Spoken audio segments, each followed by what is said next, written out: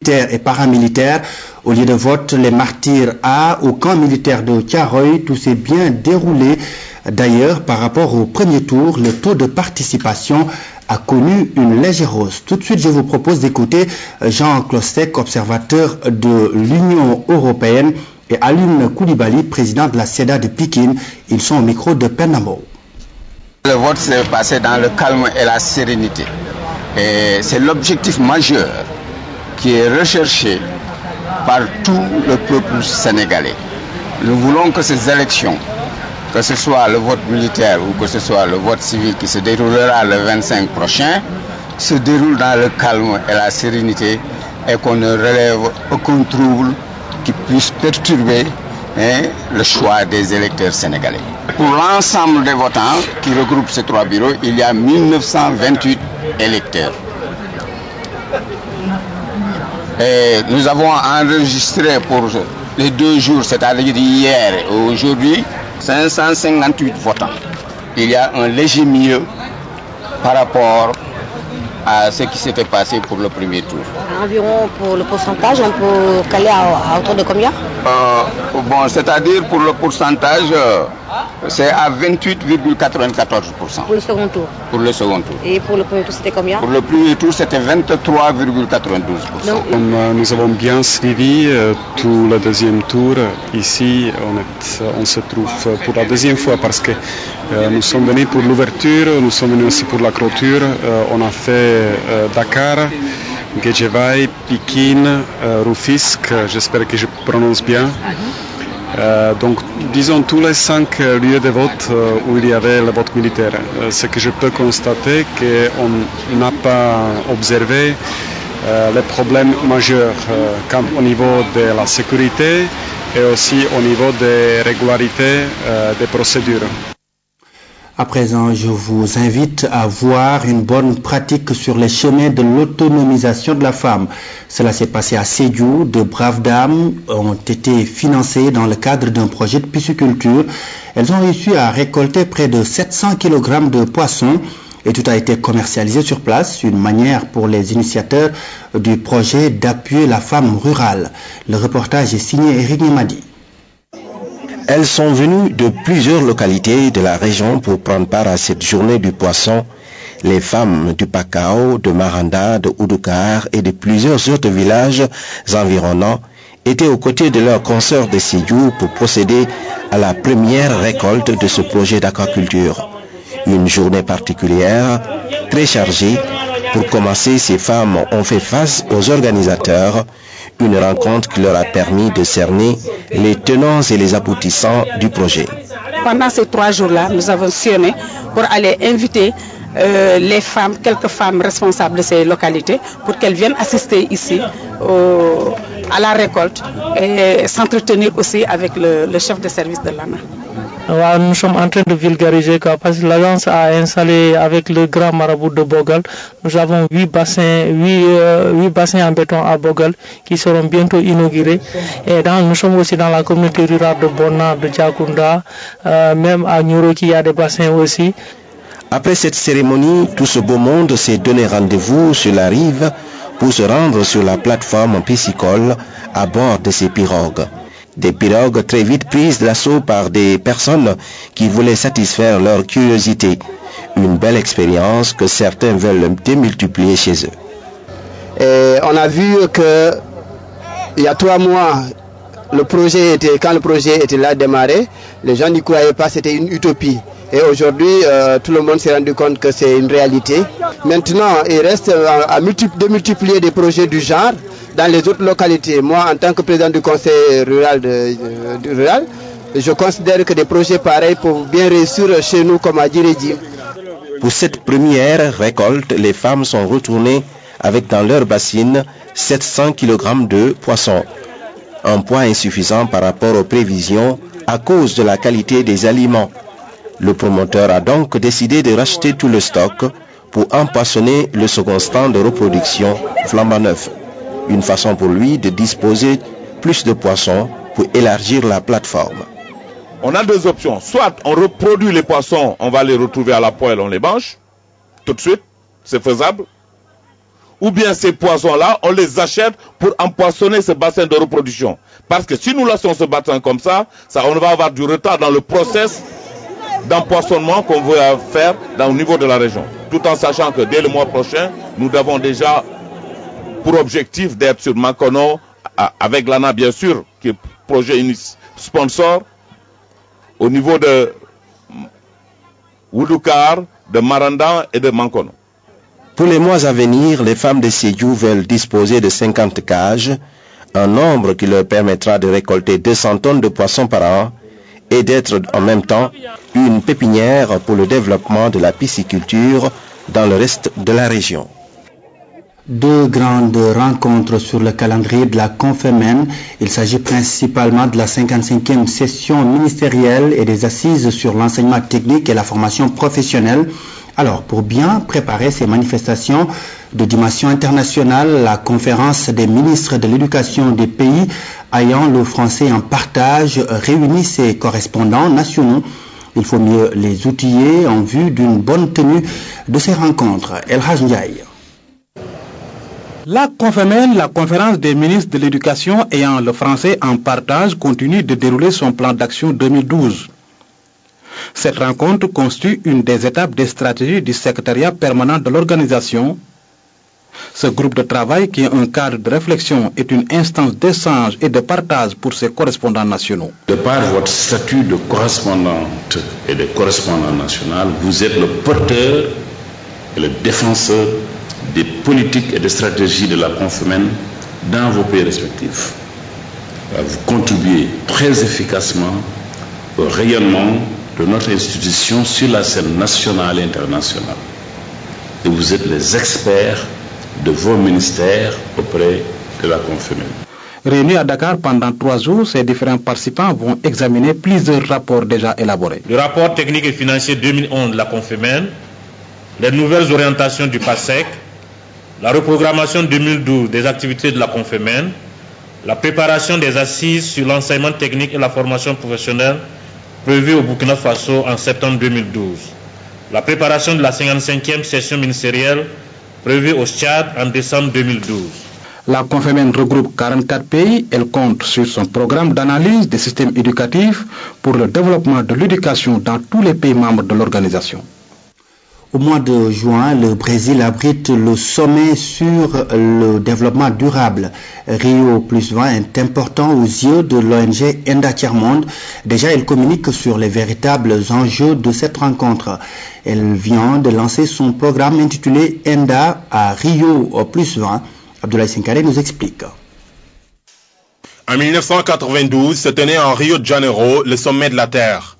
Celui-ci avait donné naissance à l'agenda 21, un engagement des peuples à lutter contre la pauvreté. 20 ans après, Rio+20 veut, au-delà de la commémoration, débattre de questions de fond. Parmi les domaines prioritaires, le cadre institutionnel et le concept même de développement durable que certains proposent de remplacer par économie verte. Nous ne sommes pas directement d'accord car nous préférons garder le concept de développement durable avec l'aspect économique, l'aspect social et l'aspect environnemental. On veut, je dirais, introduire ce concept pour remettre finalement uniquement l'économie, je dirais, en première ligne du développement, alors que justement tout l'intérêt du développement durable, c'était de mélanger en même temps l'environnement, le social et l'économie. Comme en 1992, ENDA veut participer à la recherche d'alternatives, avec la conviction que Rio+20 ne sera pas juste un sommet de plus. Cette fois, ce sera légèrement différent parce qu'encore une fois, les chefs d'État vont devoir se prononcer ou bien en tout cas s'accorder sur ces deux questions dont je viens de parler, c'est-à-dire l'économie verte et l'architecture institutionnelle. Alors sur les deux questions, ENDA a développé des positions. Et ces positions-là essaient de tenir compte des besoins mais également des priorités de l'Afrique. Cette rencontre était l'occasion pour ENDA Tiers-Monde de relancer son magazine de référence, Vivre autrement. Consacré au consommé local, le journal avait disparu des kiosques depuis une dizaine d'années.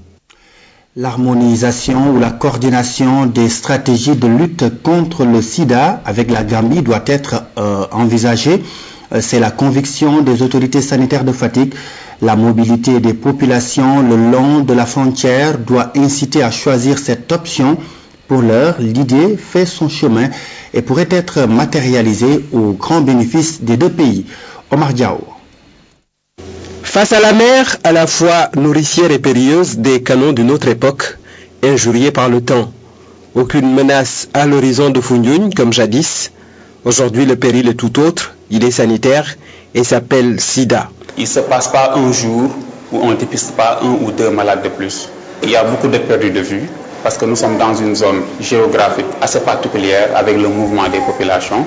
Les stratégies mises en œuvre dans cette zone constituent des adaptations à un milieu naturel marqué par l'eau. 7% des populations de la région de Fatick vivent en zone insulaire avec 28 îles. 50 000 personnes vivent dans ces 28 îles. Et il faut vraiment porter l'information véritablement vers ces îles, porter également tous les autres programmes. Je pense particulièrement à la promotion de la PTM, mais également à la promotion du conseil de dépistage volontaire au niveau de ces zones-là. Compte tenu de la mobilité des populations et de la proximité de la Gambie, une harmonisation et une coordination des activités n'est pas superflue. Nous allons vers une collaboration transfrontalière. C'est dans ce cadre-là que nous allons essayer de voir ensemble avec la partie gambienne quelle stratégie faut-il mettre pour qu'on puisse se parler régulièrement, mais qu'on puisse voir quelle stratégie faut-il mettre pour ne pas perdre ces patients-là. Pour un suivi laboratoire de qualité, plus de moyens doivent être dégagés pour améliorer les prestations. Nous, c'est l'équipement surtout du laboratoire qui nous préoccupe. L'absence de budget au niveau du laboratoire constitue un frein. Malgré le coût relativement bas des examens de laboratoire, ils sont inaccessibles à certains malades.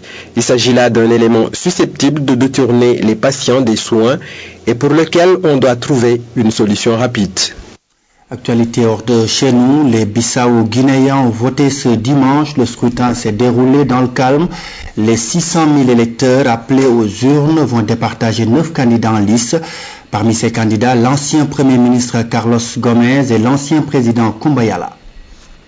En Guinée-Bissau, près de 600 000 électeurs doivent choisir leur futur président. Ce pays très pauvre de l'Afrique de l'Ouest est connu pour son instabilité politique. Il est aussi le point de transit du trafic de cocaïne entre l'Amérique du Sud et l'Europe. Les électeurs attendent beaucoup du vainqueur du scrutin. Il faut qu'il y ait un changement sérieux dans ce pays. Le vote doit être honnête et transparent. Je lance un appel à toute la population et aux candidats pour que le camp qui perde se résigne et attende son tour. Le riz coûte cher et nous les femmes, nous travaillons du matin au soir.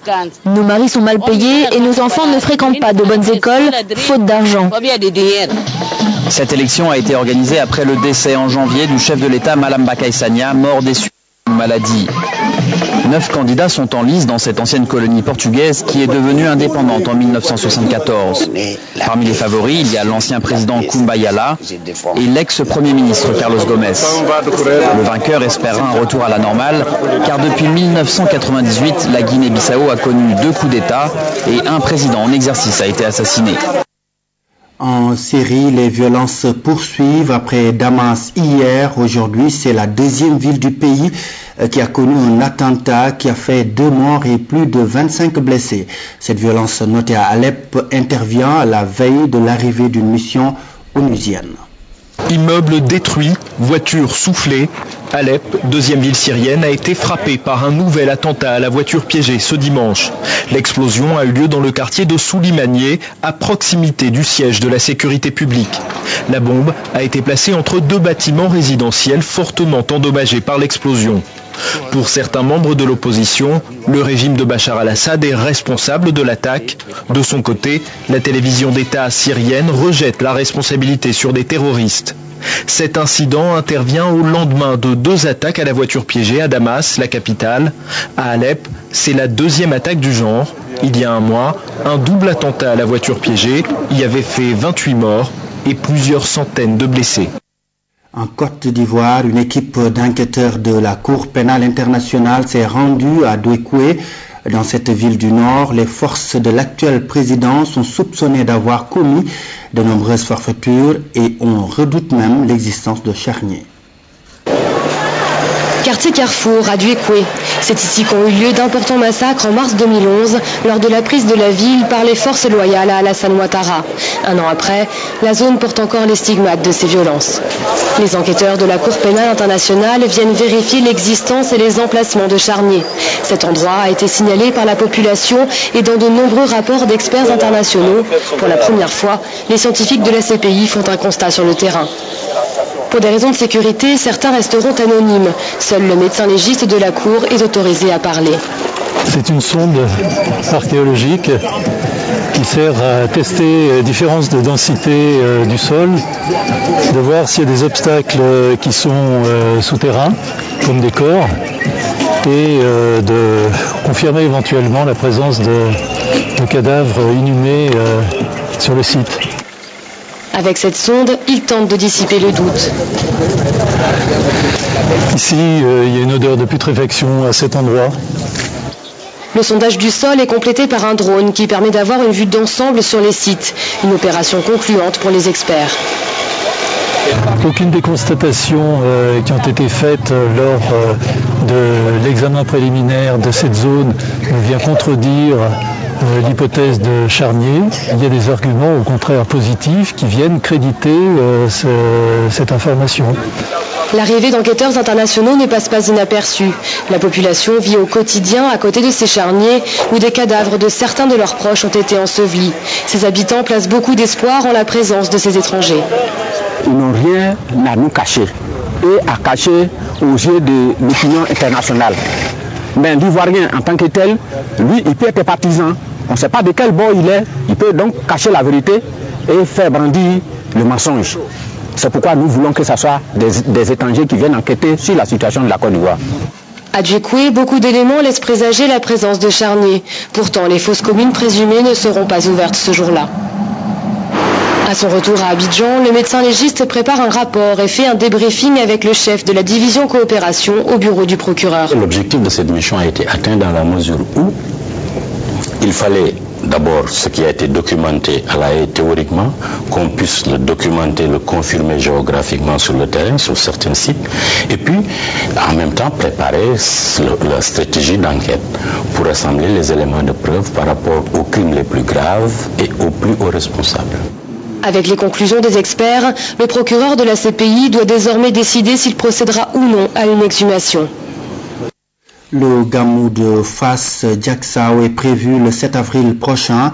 Déjà les préparatifs avancent. Un CRD spécial a d'ailleurs été tenu. Les autorités administratives et religieuses se sont accordées à combiner leurs efforts pour une organisation parfaite de l'événement. Fanta Badji. Des prières pour démarrer cette réunion consacrée au Gamou de Diacksao, c'est dans la région de Thiès.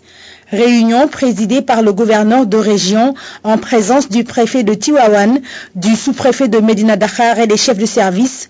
Avec le comité d'organisation du Gamou, ils ont ensemble identifié les besoins. Nous avons passé à revue tous les secteurs avec beaucoup de munitions. Et au terme de cette rencontre, l'ensemble des dispositions pertinentes seront prises pour améliorer l'organisation du Gamou. L'édition 2012 du Gamou de Diacksao va connaître beaucoup d'innovations. Tous les secteurs seront pris en charge pour une bonne organisation de la manifestation religieuse. Depuis le secteur de l'énergie, en passant par l'hydraulique, la santé, la sécurité, l'hygiène et l'assainissement. Il ne fait pas de doute que cette organisation sera améliorée au cours de cette année et nous ne manquerons pas, conformément aux orientations et aux directives qu'on a reçues du chef de l'État, de faire en sorte que cette édition soit la meilleure édition qu'on ait organisée. Le comité d'organisation est composé essentiellement des membres de la famille Si et des talibés. Ils ont vivement remercié les autorités pour leur appui et leur engagement à faire de ce Gamou un succès. Le village de Diacksao est connu sous le califat de feu Serigne Abdelaziz Sy. C'est ici qu'il observait sa retraite spirituelle. Le Gamou de Diacksao est initié par Serigne Youssoufa Diop, disciple et gendre de Seydi Hadj Malick Sy. Il est prévu le 7 avril prochain. Thierno Amadiba parle de la dimension spirituelle et culturelle de la tariqa Tijaniya et il a choisi de coucher sa réflexion sur une œuvre littéraire composée de 7 tomes. L'auteur est revenu sur la vie religieuse du musulman engagé en foi. Aïssatou Traoré. Cette cérémonie de dédicace du livre intitulé La dimension spirituelle et culturelle de la tariqa Tijaniya a été une occasion d'aller à la découverte de l'éminent auteur Thierno Amadiba. Il est celui qui, un jour de l'an de grâce 1981, a reçu d'El Hadji Abdoul Aziz Sy Dabakh l'autorisation d'assurer la continuité de la Zawiya El Hadji Malick Sy de Dakar. Le musulman en général, c'est celui qui d'abord a toujours eu comme objectif principal la recherche de la connaissance. Composé de 3 tomes, l'œuvre revient sur l'origine du wird, les pratiques quotidiennes et hebdomadaires, la retraite spirituelle, entre autres sujets profonds. Tout ce livre, on peut le résumer dans la sourate Wal Asri. Cette sourate-là résume tout l'ouvrage de Thierno. À travers la dimension spirituelle et culturelle de la tariqa Tijaniya, Thierno Amadiba rappelle aussi le mode d'expansion de la tariqa en Afrique de l'Ouest par El Hadji Oumar Tall. Tant d'exemples de secrets et de litanies évoqués dans cette œuvre pour éclairer la voie du fidèle qui tend vers le salut. Sport, tout à l'heure vous l'avez suivi sur nos antennes, l'AS Douane et Niary Tally se sont neutralisés cet après-midi au stade Demba Diop. Ces deux formations ont fait match nul 0-0, une rencontre phare de la 7e journée du championnat professionnel de Ligue 1 et nous y reviendrons demain dans l'Unisport et dans nos prochaines éditions. Tout à l'heure, retrouvez Maimouna Ndir pour le journal de la campagne. Juste après, vous avez rendez-vous avec Omar Ning dans le magazine Parlons Programme. Et puis, un peu plus tard dans la soirée, retrouvez Aïssatou François Sec qui vous sert le journal du soir. En attendant, merci d'avoir suivi ce grand journal sur la chaîne Leader. Merci et bonsoir.